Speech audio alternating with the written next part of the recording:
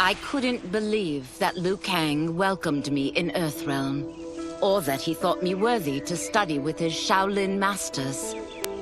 After a lifetime of wishing for one, I finally had a home. But my joy was tempered as I thought about Serena. My shadow sister was still under Quan Chi's yoke, and she deserved a life free of him as much, if not more, than I. Quan Chi and my other sisters proved tenacious, but they were no match for my blade. I snatched Serena from them. Then Liu Kang helped me break Quan Chi's spell. Her mind free of his influence for the first time in years, Serena chose to join me in Earthrealm. My sister and I once again fight side by side. Only now we do so for Earthrealm. Together, we have formed the Order of Light. While the regime had changed, little else had. My people still suffered in silence, ignored by the rest of Outworld. Though now I knew Empress Mileena's secret, that she was also afflicted with Tarkat. If anyone would help, it would be her. But how to get an audience? Syzoth. He was the Empress's new emissary to the Zaterrans. I asked him to introduce us. At great personal risk, he agreed. And as I'd prayed, the Empress was willing to meet. Even better, she would visit the colony. She was shocked to see how we lived. She moved quickly to provide for our care and comfort. Thanks to the Empress and Syzoth, we Tarkatans are no longer pariahs. Until our disease can be cured, that will do. Though the barriers between timelines had been rebuilt, there was no question that they could again be broken. Protecting this timeline would require eternal vigilance, so that it could not fall victim to further outside aggression. But nothing in my countless lifetimes had prepared me for this task. In none of them had multiple timelines ever coexisted. Monitoring them for threats was an entirely novel problem. It would require a novel solution. I discovered that though the timelines no longer touched, their meeting had left them intertwined. I can now secretly surveil all timelines, keeping watch for potential danger.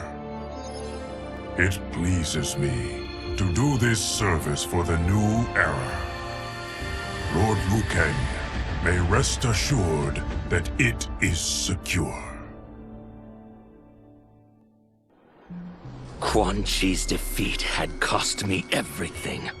For months I had furthered his plot, and now I had to start over. Saito's people were still in chains. That's when Rain approached me. On the run from Empress Mileena, he was desperate for help. And though I'd had my fill of sorcerers, this one was different. I agreed to provide him safe haven. He agreed to help topple Saito's government. And topple it we did. Rain summoned a wave so fast, so powerful, that it crushed the capital. Saito's fascist rulers were swept away. My people are finally free. They can chart their own course, needing only to follow their own desires. Their lives are now blessed by anarchy.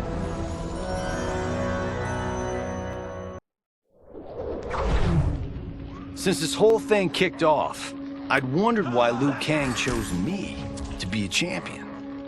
I mean, sure, I was killing it as a martial arts star, but it's one thing when it's all for show. It's different and you're playing for keeps. Then Liu Kang let me in on his master plan. He wanted the masses to know about the world beyond them, the one filled with gods and monsters, and he wanted me to tell them about it. But I knew revealing the truth all at once would be too shocking of a plot twist for most. That's why I pitched doing a bunch of stories, to slowly get people used to it. And if there's one thing I can do, besides kick ass in combat, it's build a cinematic universe. I'm serving up movies, streaming series, games, you name it. I like that I'm doing a public service. And it doesn't hurt that I'm making more than a few bucks. It's the kind of synergy that would make any studio mogul proud.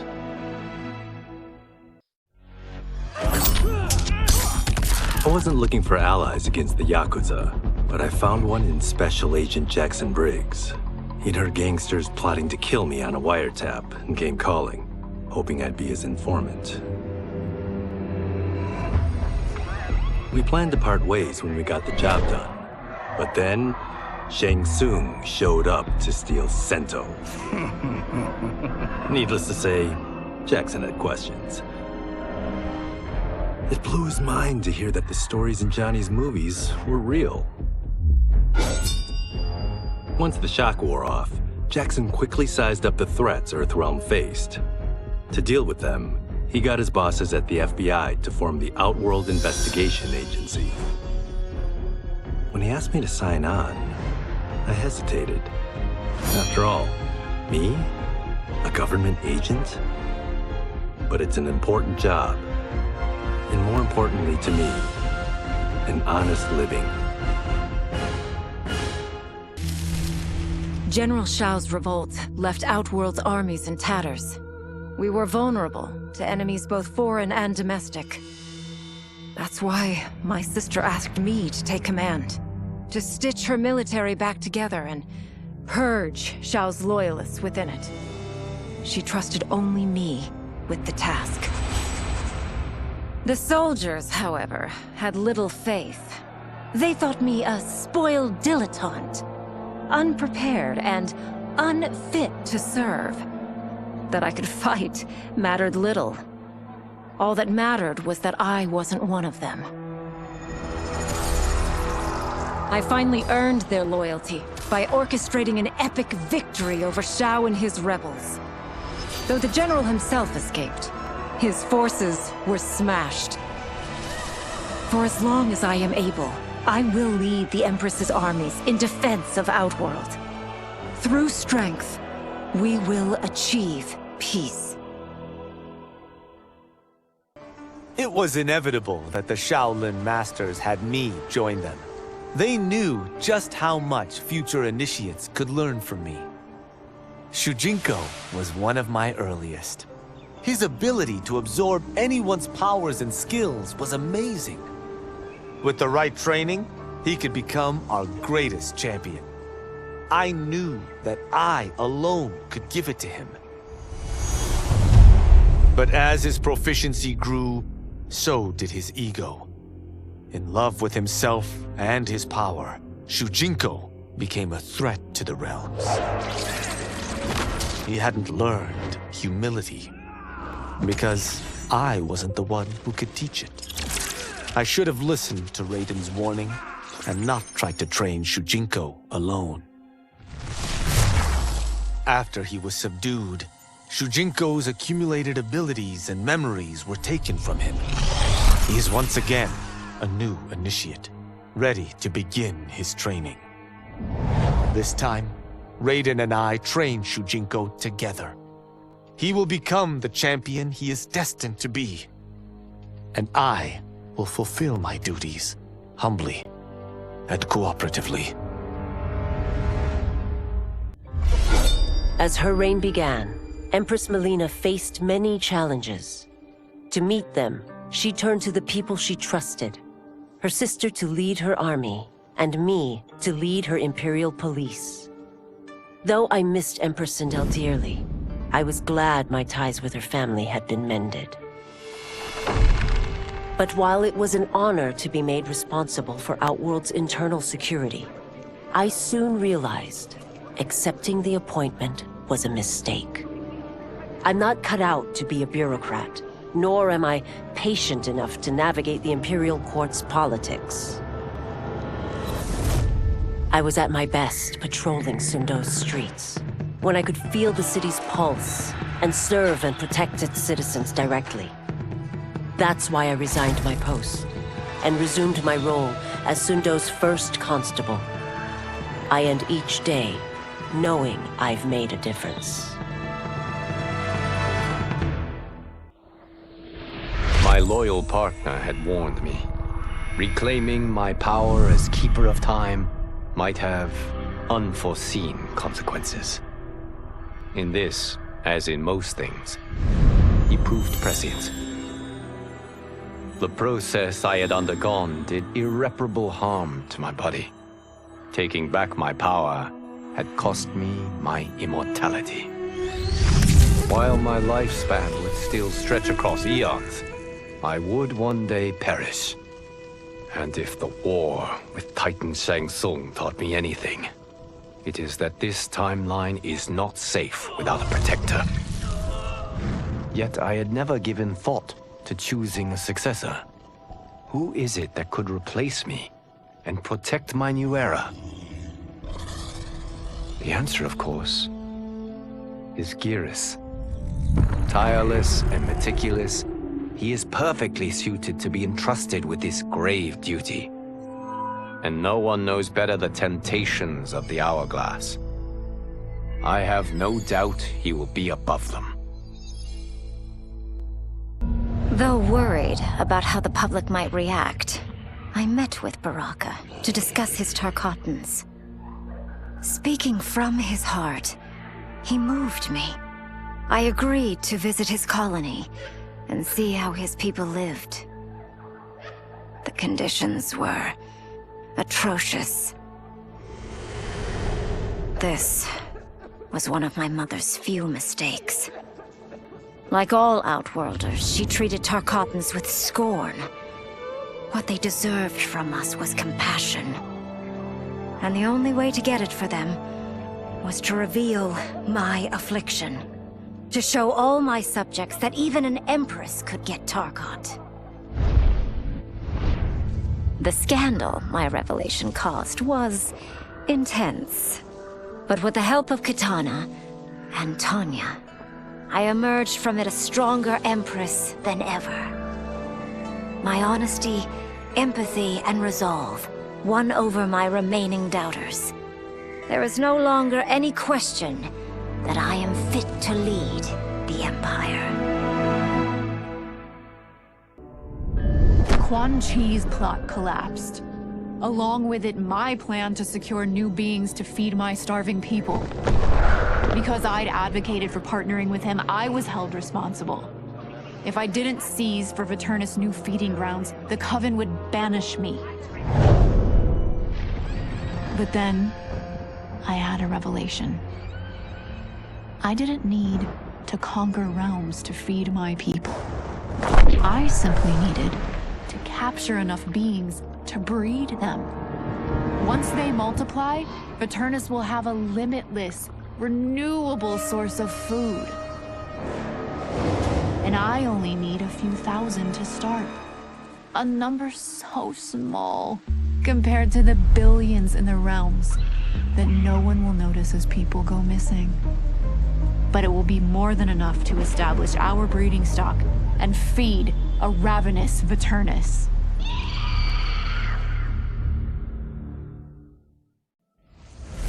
Were it not for my godly counterpart, I would not have survived the battle against Titan Shang Tsung. Meeting him, though, raised questions. Why did I replace him in this new era? Why was I made mortal? Lord Liu Kang told me of his Raiden's nobility and righteousness, about his steadfast leadership in the defense of Earthrealm. He also told me about Raiden's dark side, how he could be consumed by rage and cast aside the rules he otherwise lived by. Making me mortal and incapable of such anger was to keep me from following in his footsteps. Though I understood the reasons why, I felt I had been done a disservice. To survive the coming battles, I may need the edge that only great rage can bring.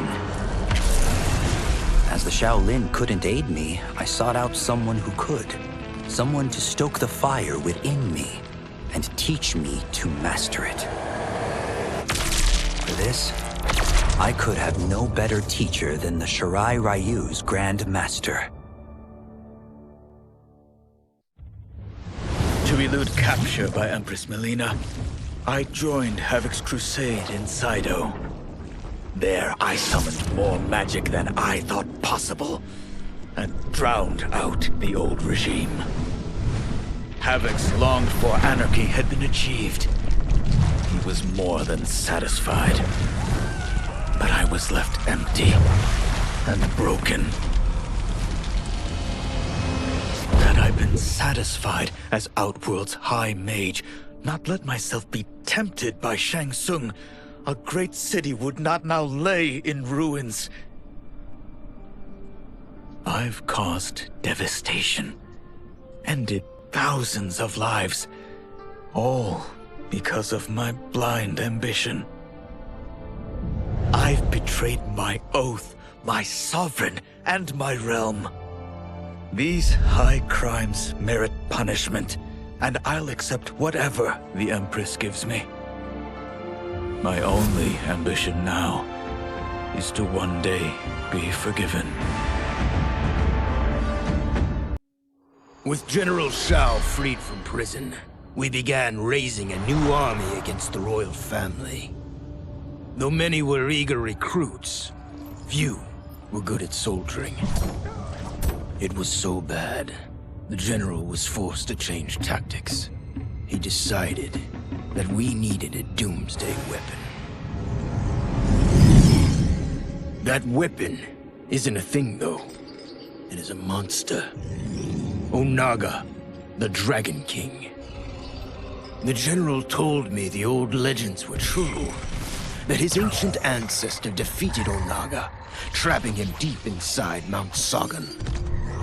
The Dragon King is still there today, his pent-up fury waiting to be unleashed.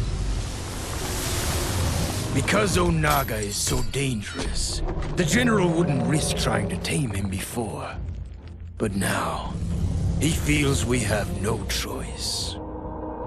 Though I likely won't survive, I accept this mission gladly.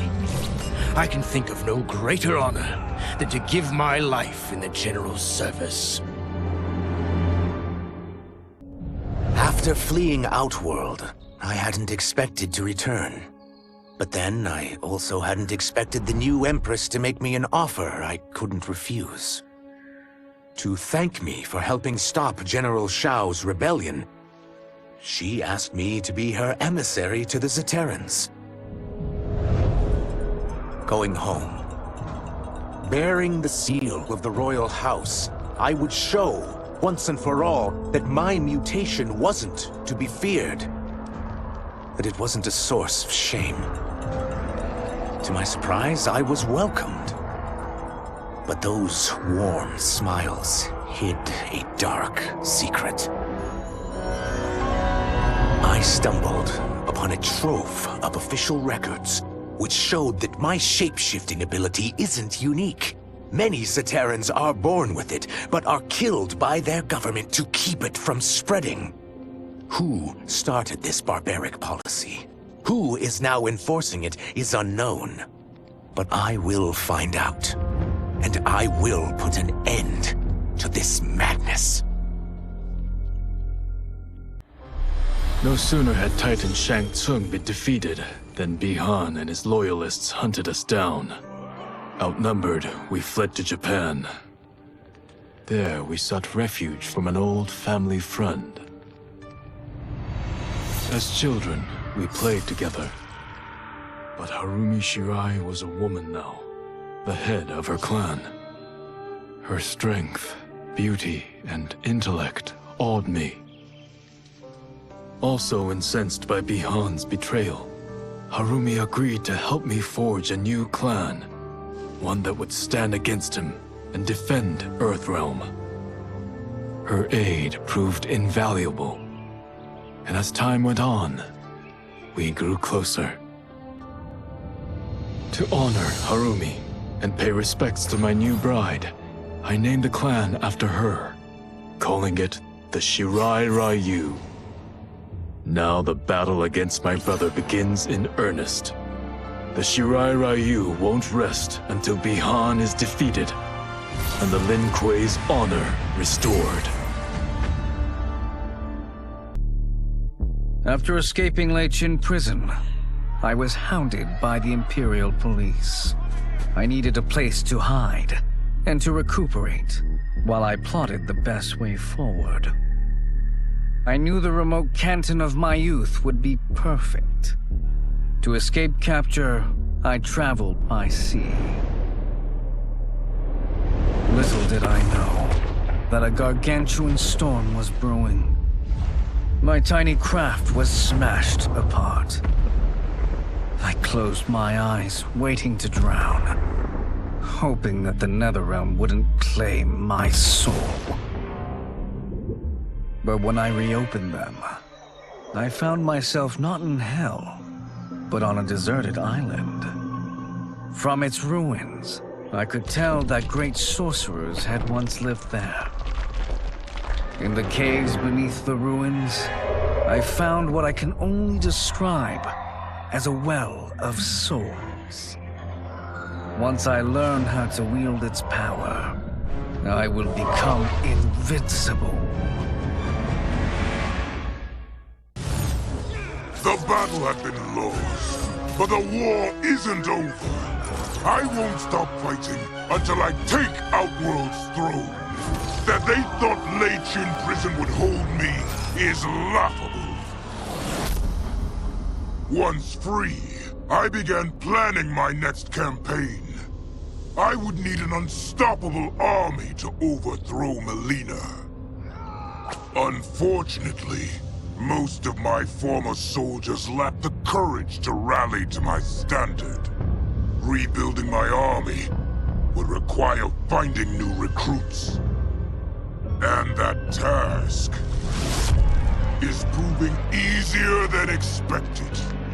Outworld's golden age has left more than a few behind. Without hope, without power, they eagerly heed my call to tear down Mileena's government. As the darkness enveloped me, I took a long last look at my family. I did not expect to see them again until their souls joined mine in the living forest. But miraculously, my beloved husband delivered me from oblivion. Though he couldn't save my body, Jared had preserved my soul. Like him and countless others, I am now a part of Ermac. Yet ours is not a peaceful repose. The collected souls within Ermac have their own needs and agendas. Before we can speak as one, we must first reach consensus. I had thought, as the former rulers of Outworld, I and Jared would hold sway. But here we are, two souls among many thousands, fighting for the right to be heard. And if there is one thing we do well together, it is fight. We will win the right to govern Ermac as we once had governed Outworld. And we will rule for the benefit of all. Kuai Liang and I were working hard to build our new clan. But even with the help of his close friend Harumi, it was difficult. The biggest problem was finding the right initiates. Then, one night, while walking outside Harumi's compound, I was attacked. I thought at first it was a Lin Kuei assassin, but his strikes were too uncertain, too angry. My attacker, it turns out, was a boy. Homeless and hungry. His assault was born of desperation. He needed money so that he could eat. It was like looking at myself 15 years ago. I would have ended up just like him if the Lin Kuei hadn't taken me in. So I took the boy to Kuai Liang, who also appreciated his fire. We made him our first initiate. The boy's name? Hanzo Hasashi. I had broken the Lin Kuei free of Liu Kang's enslavement. We were now masters of our destiny, and could take our place among Earthrealm's great nations. But taking and holding territory would require a vast army. I needed more fighters to make our presence felt. Then I recalled Shang Tsung's dragon warriors. An army of them would be unstoppable. But trafficking in such strong magic would surely draw Liu Kang's attention. Sector advised that we avoid detection by building our army using science, not sorcery. We've invested much into this endeavor, and we are beginning to see results. Once again proving the depths of Sector's genius. When we are done, all of Earthrealm will honor our desires and heed our demands. If not, they will face the Lin Kuei's wrath. Until recently, I hadn't met Li Mei, but I had heard the stories. How the Umgadi's matron superior blamed her for not preventing Emperor Jared's murder. How she quit in disgrace rather than accept punishment. But those stories didn't fit the woman I now knew. Li Mei would never have been so negligent. Eventually, I uncovered the truth.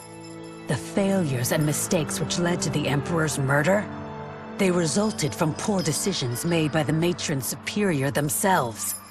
They made Li Mei their scapegoat. When the Empress found out, she wanted the Umgadi disbanded. But I convinced her that it could be reformed. To make sure it did, she put me in charge. I am humbled by this sacred responsibility. The Umgadi, my sisters, they are my life. I will not let them be brought down by the acts of a selfish few.